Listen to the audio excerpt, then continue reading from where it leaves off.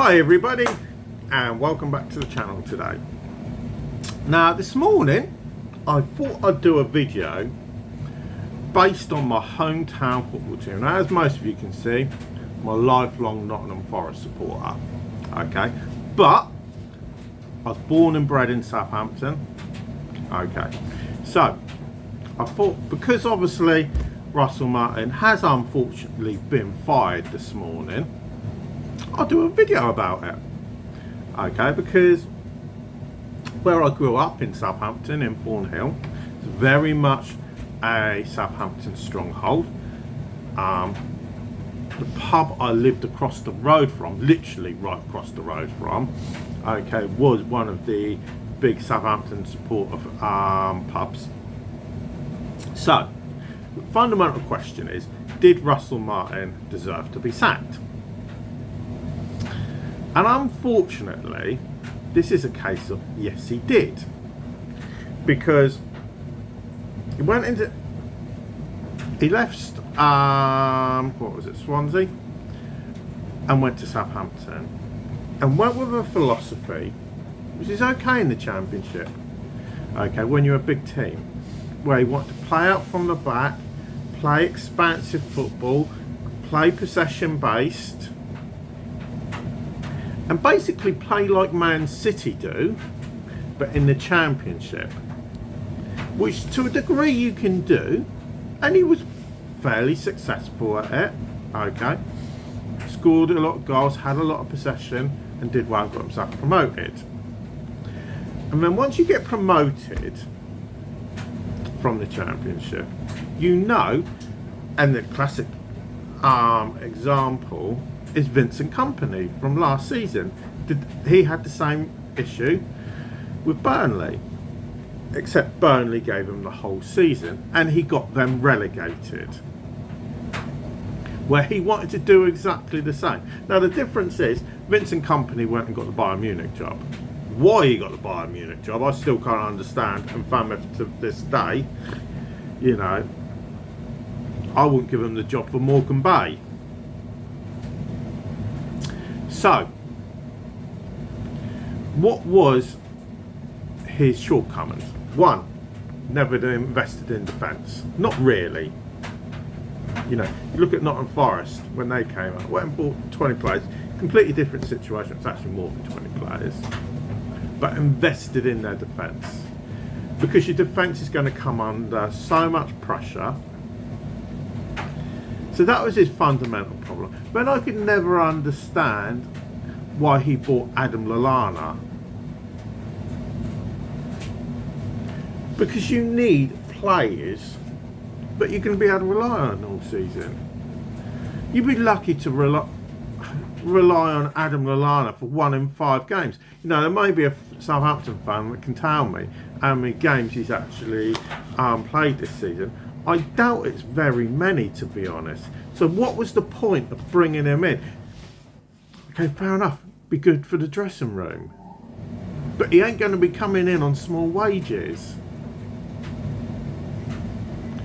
Then you got the former Nottingham Forest player, Barrington Diaz. Barely done anything all season. Was never a proven centre forward. If you look at everywhere he went, Nottingham Forest never scored goals up front. Chelsea never scored goals up front. Crystal Palace never scored goals as a centre forward. Blackburn scored virtually all of his goals off the left wing. Went to Sheffield United, never really tore it up there. Had his ass kicked out of Spain because he was a massive flop there. And then Southampton suddenly think he's going to be answer to their prayers. He's going to be the next James Beattie. Unfortunately, he's not going to be, because he's not a centre forward. So what were they thinking of bringing him in? You know, so unfortunately, Russell Martin's failures are, one, he wasn't willing to evolve and go from this, I'm going to play out from the back, as if on Pep Guardiola and Manchester City, you can only play that formula if you've got the players for it.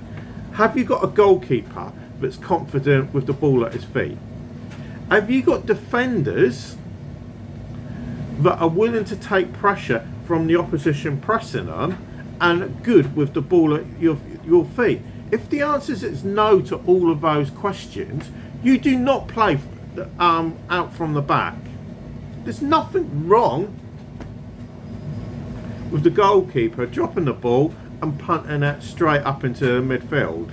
You know, old school. I remember a couple of years ago now, it's when Sheffield United were in the Premier League, not last season.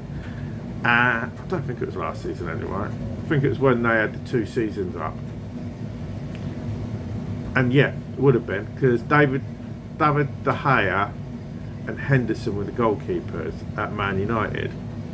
And Man United played Sheffield United. I think it was at Old Trafford.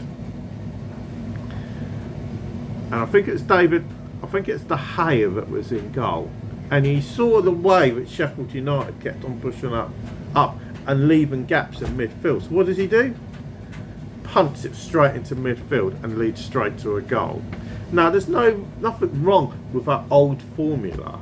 As long as you've got a big striker up front, you know, like for instance, us at Forest, we have Chris Wood. He's able to hold the ball up.